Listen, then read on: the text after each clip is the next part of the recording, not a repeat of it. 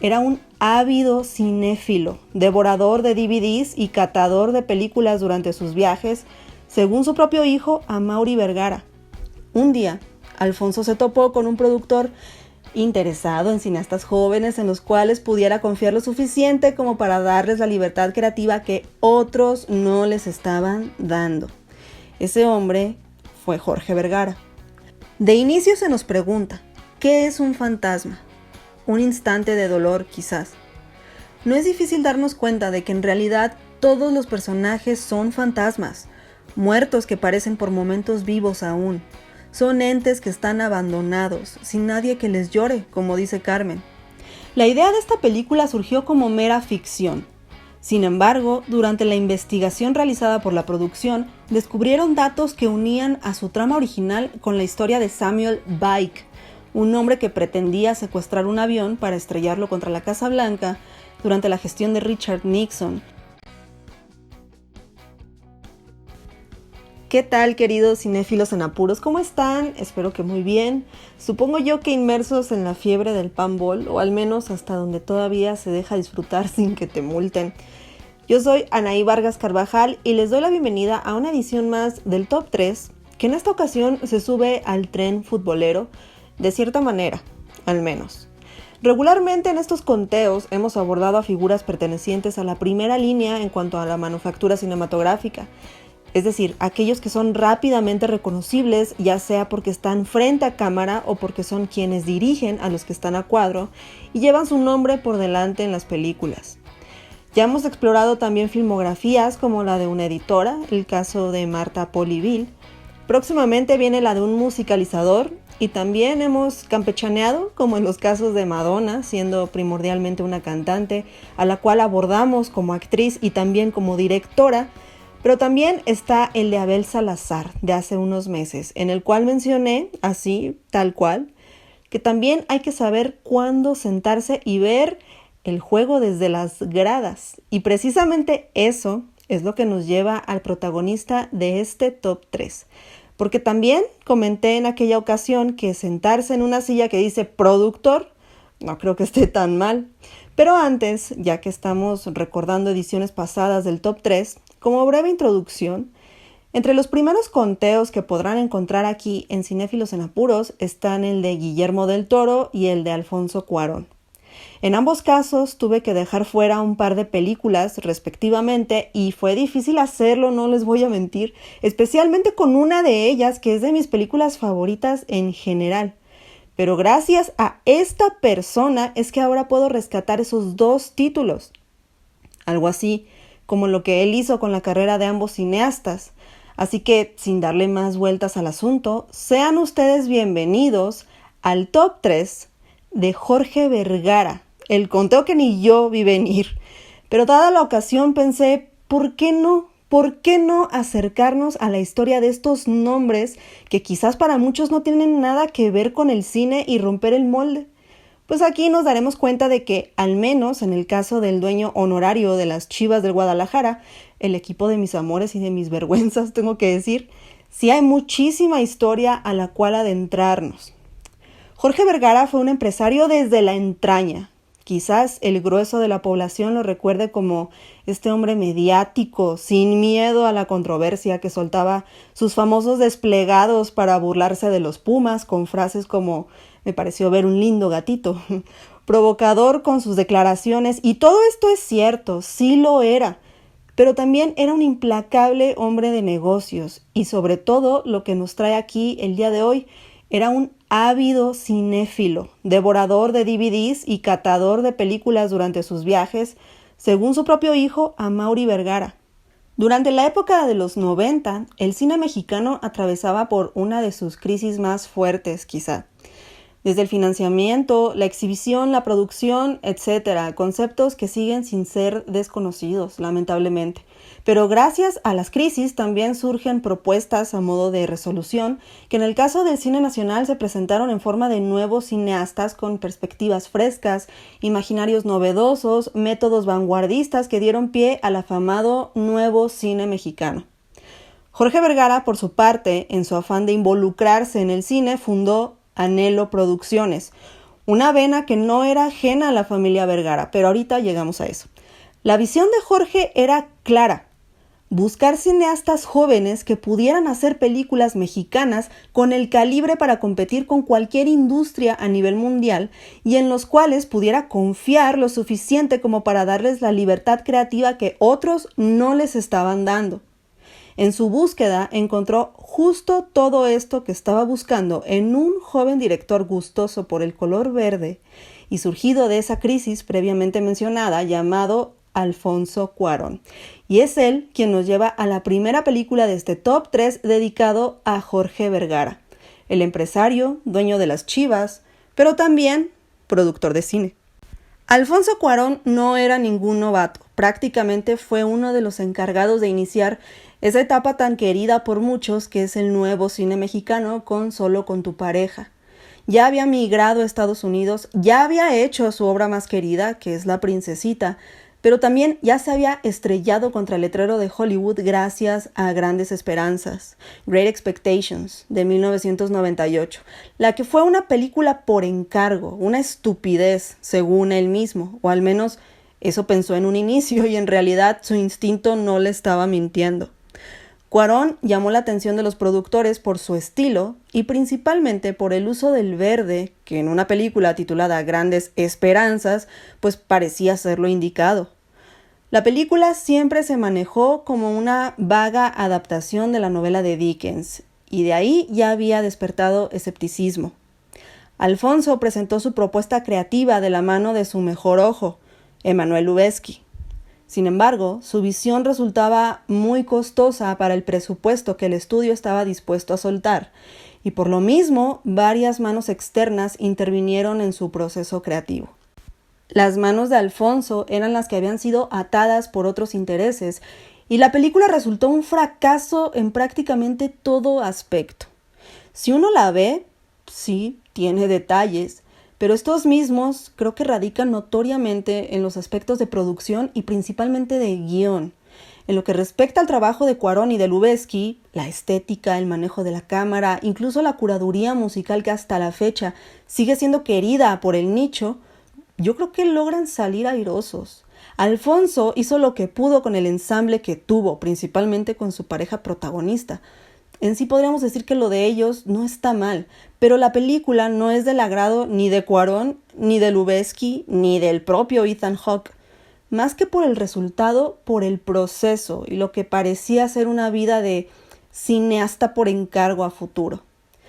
Dado ya todo este antecedente, Alfonso Cuarón y Emmanuel Lubezki regresaron decepcionados a México, de capa caída, al creer que esos métodos eran lo que les esperaba en su carrera en el cine y buscando detonar la misma inspiración que los llevó a convertirse en cineastas.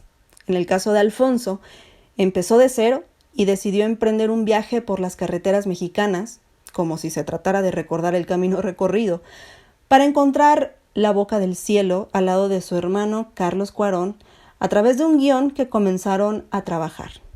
Un día, Alfonso se topó con un productor interesado en cineastas jóvenes en los cuales pudiera confiar lo suficiente como para darles la libertad creativa que otros no les estaban dando. Ese hombre fue Jorge Vergara. Alfonso le comentó sobre ese guión en el que estaba trabajando. Jorge aceptó echarle un ojo y ver si se podía concretar algo.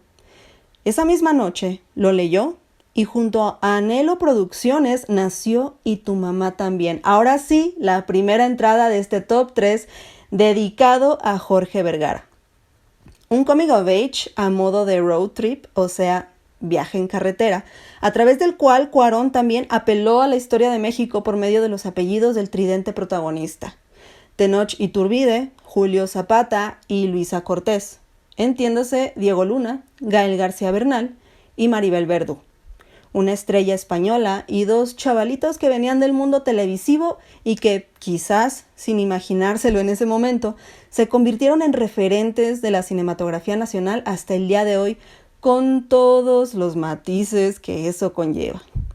Julio y Tenoch son dos amigos balagardos lidiando con sus novias, las familias de sus novias, sus propias familias, la vida de fiesta, pero principalmente con las decisiones importantes que llevan a darle rumbo profesional a sus vidas. Todo esto enmarcado en la urbe de la tan amada Ciudad de México para Alfonso Cuarón, al menos de inicio. Pero todo esto cambia durante una fiesta en la que, por cierto, hay un cameo de Jorge Vergara, y es en donde conocen a esa española de apellido Cortés que los vino a conquistar, interpretada por la magnífica Maribel Verdú. Una mujer casada con un primo sonso de Tenoch y quien ve en ese par de amigos la oportunidad para darle un respiro a su propia vida. Así es como los tres, de improviso, deciden viajar por carretera a la Boca del Cielo, una playa que se inventaron con tal de no quedarle mal a la interesante mujer mayor. Y ahí comienza el viaje que es Y tu mamá también, un viaje de autodescubrimiento para los tres y de aceptación de sus respectivos destinos, algo que quizás el mismo Alfonso estaba viviendo en ese momento. Hoy conocí a una mujer que se llama Doña Martina, tiene 98 años y tiene memoria de todo, desde que tenía 5. Imagínate todo lo que ha vivido, o todo lo que una puede dejar de vivir. Una de mis líneas favoritas, dicha por Luisa a través de un teléfono. En Y tu mamá también ya podíamos identificar diferentes eslabones que fueron construyendo el estilo de Alfonso Cuarón como lo conocemos hoy en día. Obviamente el verde, que ahí ya comenzaba a deslavarse. Vemos a la Libo Real como la nana de Tenoch, esa que fue interpretada por Yalitza Aparicio años después. Vemos también el nombre de su pueblo de origen en un señalamiento de carretera rumbo a Boca del Cielo, en Oaxaca precisamente, por medio de una toma de Diego Luna viendo a través de la ventana trasera del auto de Julio, cuadro idénticamente replicado en Roma. Tanta conexión de Y tu mamá también con la expresa autobiografía de Cuarón, que es Roma, nos habla de lo personal que resultó ser esta película, como un renacer para él como hombre y como creativo después de la vapuleada que le había puesto Estados Unidos. De igual forma están los personajes dándose como el mar a la espuma que es la vida, que si recuerdan el top 3 de Cuarón, les mencionaba cómo esta es una imagen constante en su cine para representar el punto de quiebre más fuerte en sus personajes. Ellos en el mar o en el agua, como este trío en la playa, Yalitza en Roma o Sandra Bullock en Gravity. Así como también lo es el personaje viendo a través de la ventana de cualquier vehículo para lograr el insight, el darse cuenta, se le dice en psicología. En esta película, en Roma, en Children of Men y hasta en la misma Great Expectations. Esos golpes de realidad también los tuvo Jorge Vergara, un hombre que, tras el consejo de un amigo sobre dedicarse a aquello que le gustara porque eso significaría un buen negocio, emprendió su propio negocio de carnitas en su bochito después de haber sido mecánico. Tiempo después, tras enfrentar problemas de salud, no sentirse realizado y ni siquiera estar conforme con su imagen, decidió darle un giro a su vida de una forma más saludable. Y eso incluía, entre otros negocios, buscar camino en el cine y también en el fútbol. En Y tu mamá también, el fútbol se hace presente a través del fanatismo de Julio por los Pumas, visto en un jersey. Por supuesto, en el manifiesto Charolastra, que es duro en contra del América en 2 de sus cláusulas. Y justamente en el 2002, Jorge Vergara adquirió la propiedad de su acérrimo rival, las Chivas del Guadalajara. A la par de esta bomba mediática y deportiva, Vergara, con su colmillo de negociante, se paseaba por las alfombras rojas de los Golden Globes y del Oscar junto a Cuarón, Diego, Gael y Maribel, gracias a Y tu mamá también, en donde consiguió la nominación a Mejor Guión Original y gracias a la cual logró ser nombrado uno de los 10 productores a seguir por la revista Variety. Jorge Vergara, el dueño de las Chivas, equipo que alinea estrictamente solo mexicanos, había logrado su objetivo inicial, poner al cine mexicano las patadas en las grandes industrias. Y tu mamá también, que está celebrando su 25º aniversario en estas fechas, precisamente, se ha convertido en uno de los clásicos modernos en lo que a cine nacional refiere, tanto así que pareciera ser una de las únicas 2 películas hechas en México para varios por ahí, pero bueno, esa es otra historia. Su música incluso sigue siendo recordada como el Buki cantando mientras Maribel Verdú baila viéndonos a los ojos, o Molotov, quienes curiosamente, años después, escribirían una canción titulada Me vale Vergara, dedicada a Jorge tras su desplegado contra los Pumas. Como les comentaba hace un momento, la creación de Anhelo Producciones no fue una sorpresa en la familia Vergara. Pero para contextualizar el romance de Jorge con el cine, hay que remontarnos hasta su tío abuelo, Luis Enrique Vergara, quien fue un productor y guionista que fundó su propia compañía llamada Fílmica Vergara a inicios de los años 50, cuando ya comenzaba a vislumbrarse el fin de la época de oro. Con ese ojo de tiburón característico de los empresarios, que evidentemente era parte del linaje, y ese olfato para anticiparse ante el posible movimiento de sus competidores, Fílmica Vergara, enfocada en producción y distribución, sirvió como ventana mayormente para el cine de género, algo similar a lo que comenté precisamente en el top 3 de Abel Salazar.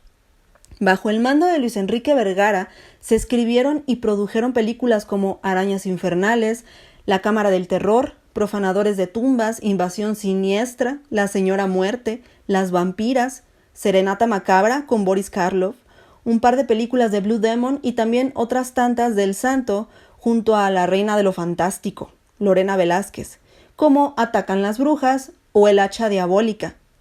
Fue precisamente durante el rodaje de esta última que Jorge Vergara, siendo un niño pequeño, tuvo la oportunidad de asistir al set de filmación gracias a su tío Luis Enrique, y fue ahí, en ese momento, en el que se enamoró de las cámaras. Años después, con las manos ya metidas en la producción cinematográfica, Jorge Vergara, así como su tío, tampoco le tendría miedo al cine de terror como productor. No hay honor más grande que ser un charolastra, es el punto número 1 del manifiesto, y el término charolastra hace referencia, pues, al amigo que es carnal, al amigo más amigo. Y si hablamos del charolastra de Alfonso Cuarón, pues nos estamos refiriendo a Guillermo del Toro, y curiosamente, su historia no dista mucho de la de su charolastra con Great Expectations.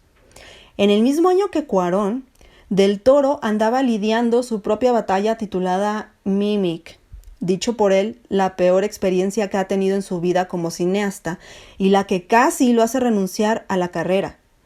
Un guión al que él le estaba sacando la vuelta, pero al ser el único que le aprobaron para producción en aquel entonces, no le quedó de otra más que hacerla.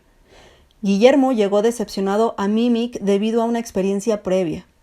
Del Toro quería filmar de nueva cuenta en México tras el éxito obtenido en Cannes con Cronos, y había estado tratando de sacar adelante una película de fantasmas ambientada en la época de la Revolución Mexicana, en la que un pequeño niño espectral asustaba a todos los demás niños de un orfanato en medio de la nada. Esa película se llamaba El Espinazo del Diablo, la segunda película de este top 3 dedicado a Jorge Vergara. Lamentablemente, El Espinazo del Diablo no pudo ser filmada en México ni ser ambientada en la época de la Revolución Mexicana, ya que el apoyo financiero le fue negado una y otra vez, por lo que Guillermo guardó la idea en un cajón y fue que emigró a Estados Unidos para filmar Mimic, la que apenas sería su segunda película como director. ¿Qué es un fantasma?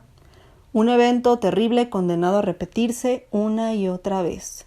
Y así como sucedió con Cuarón, Del Toro se encontró con las manos atadas por una casa productora mucho más sin misericordia, por Miramax, llevada nada más y nada menos que por Bob y Harvey Weinstein. La peor pesadilla de Guillermo durante el rodaje obviamente no fueron las cucarachas, si acaso esas fueron sus aliadas, sino los Weinstein, especialmente Bob, que se la pasaba poniéndole trabas y peros a todas las decisiones de Guillermo como director, por lo cual estuvo a punto de ser despedido en varias ocasiones de la película. Ya filmadas las escenas, Weinstein pedía que se rehicieran a su modo. Ya con los presupuestos elaborados, Weinstein salía con ideas que encarecían la producción. Mira Sorvino y Jeremy Northam, los protagonistas, se aborrecían, en fin. Justo después de ese tortuoso rodaje, el padre de Guillermo fue secuestrado, y fue con la ayuda de James Cameron que Guillermo pudo pagar el rescate de don Federico del Toro. Sin embargo, Guillermo se quedó sin un solo peso, con la pésima experiencia de Mimic a cuestas y viviendo en Texas con la duda sobre su futuro como cineasta. Fue entonces que recordó a un director que había conocido años atrás en un festival de cine y que tras maravillarse con su trabajo en Cronos, se ofreció a ayudarle en lo que necesitara en un futuro. Pues ese futuro había llegado. El director en cuestión era un español llamado Pedro Almodóvar. Guillermo tomó un avión a España para reunirse con él y con su hermano Agustín, y fue así como nació El Espinazo del Diablo como la conocemos, con España como sede en lugar de México y con la Guerra Civil como mundo narrativo y no la Revolución Mexicana. Ambientada en 1939, a finales de la Guerra Civil Española, la historia sigue a Carlos, interpretado por Fernando Tielbe, un niño casi adolescente que llega al orfanato de Santa Lucía sin saber que sus padres han muerto en la guerra. El lugar es comandado por la dupla conformada por la directora Carmen y el doctor Cáceres, Marisa Paredes, llevada por Almodóvar, y Federico Lupi, llevado por Del Toro. El lugar también cuenta con un perro guardián, de esos que llevan atados mucho tiempo y por ende están resentidos, enojados, que a la primera te puede soltar una mordida peligrosa, traicionero, le dirían algunos.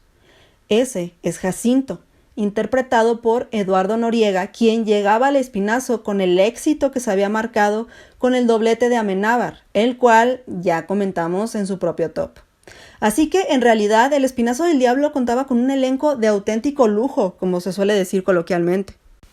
La película no tarda prácticamente nada en mostrar al orfanato como este albergue de secretos en el que incluso sus mismos personajes son parte de los mismos.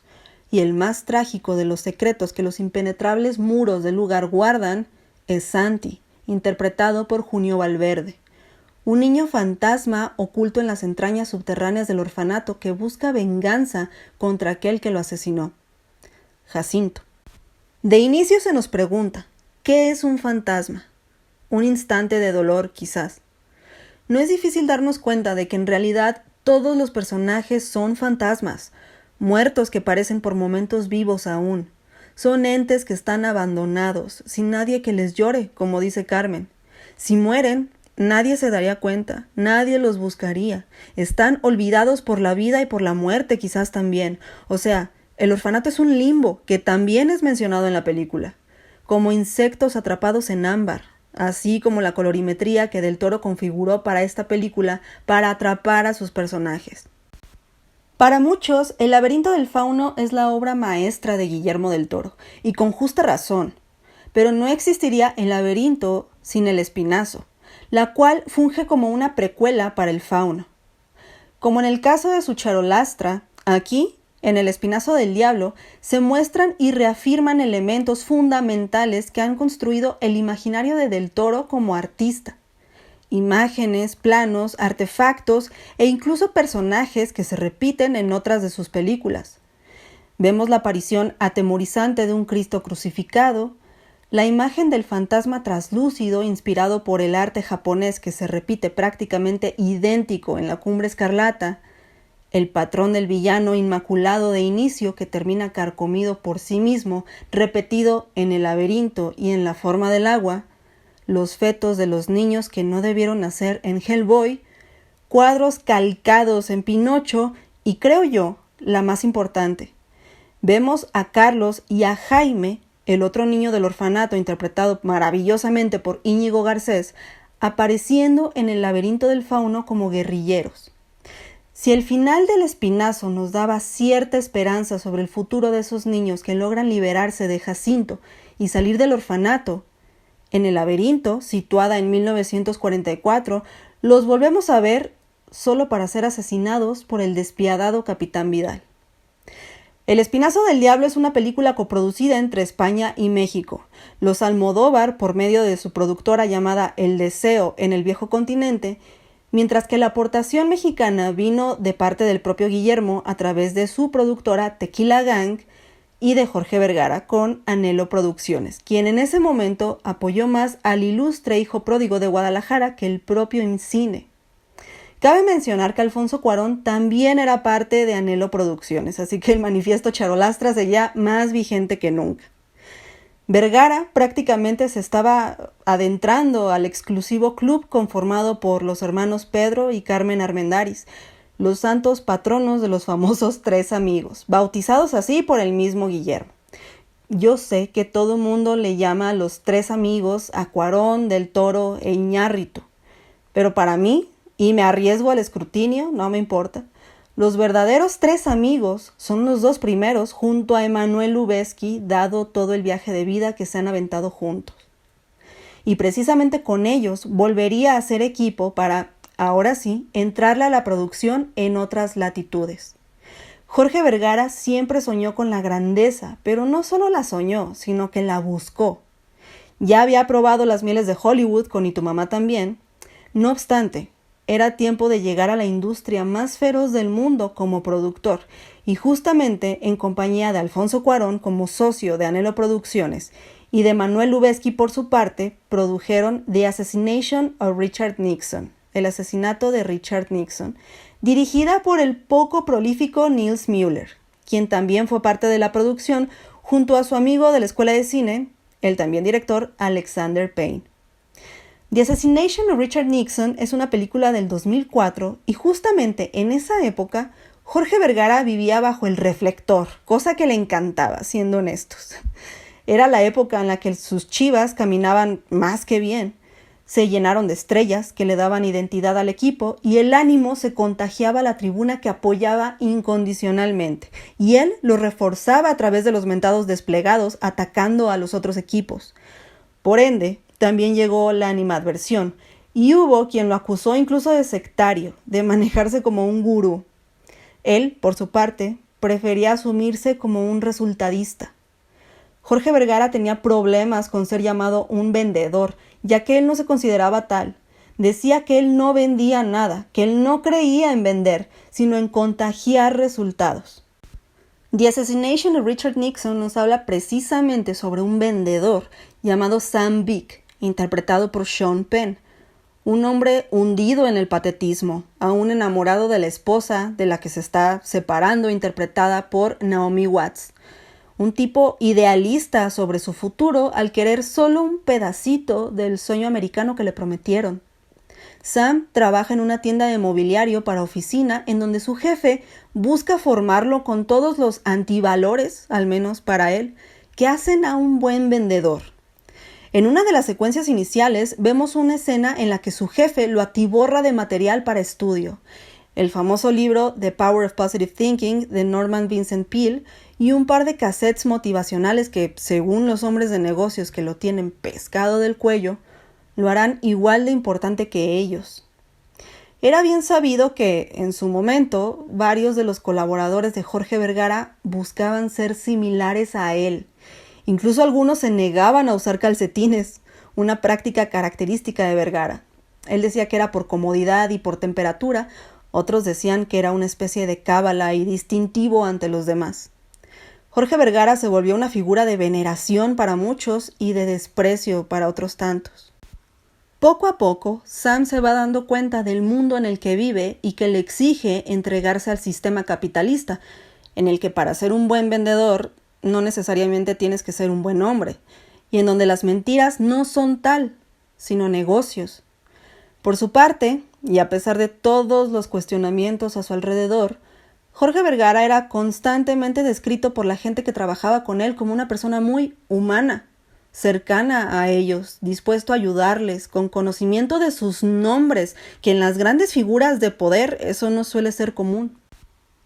Situada en 1974, la miseria de Sam le es constantemente reforzada por los discursos de Richard Nixon en la televisión, por lo que toda su frustración se canaliza hacia la figura presidencial, el magno hombre de poder.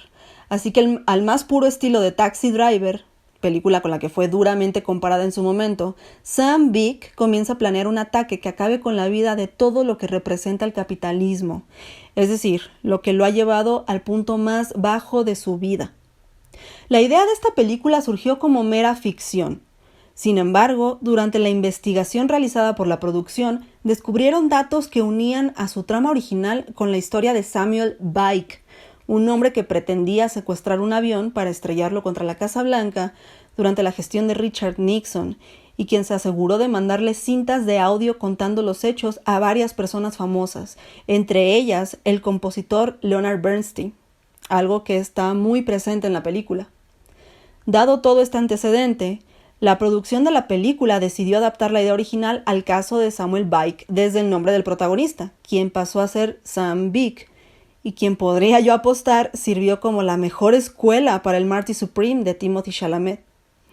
En esa ocasión, el nombre de Jorge Vergara llegó hasta el Festival de Cannes en la sección de Una cierta mirada. Jorge Vergara produjo un par de proyectos más entre largos y cortometrajes, aunque ya no con el mismo impacto ni la misma repercusión. Continuó con su gestión en Chivas hasta que falleció el 15 de noviembre del 2019, pero previo a su muerte produjo una última película, Chivas, la película, un documental que pareciera haber cerrado un círculo o dado broche de oro a lo que fue su vida. Y este ha sido el top 3 de Jorge Vergara, estimados cinéfilos en apuros, un hombre controversial, reitero, admirado por muchos, no tan querido por varios, el que podría ser llamado el quinto amigo entre un cruzazulino y un aficionado al Atlas. Su hijo Amaury ha continuado con el legado tanto deportivo como cinematográfico de la familia Vergara, no solo de Jorge, su padre, sino de Luis Enrique Vergara. En su haber ya tiene la producción de películas como El Halcón, Violentas Mariposas, Las Mutaciones, La Cazadora y Corina. Ya veremos hasta dónde sigue llegando la familia Vergara en referencia al cine nacional e internacional también, ¿por qué no? Yo soy Anaí Vargas Carvajal y nos estaremos escuchando en un próximo Top 3.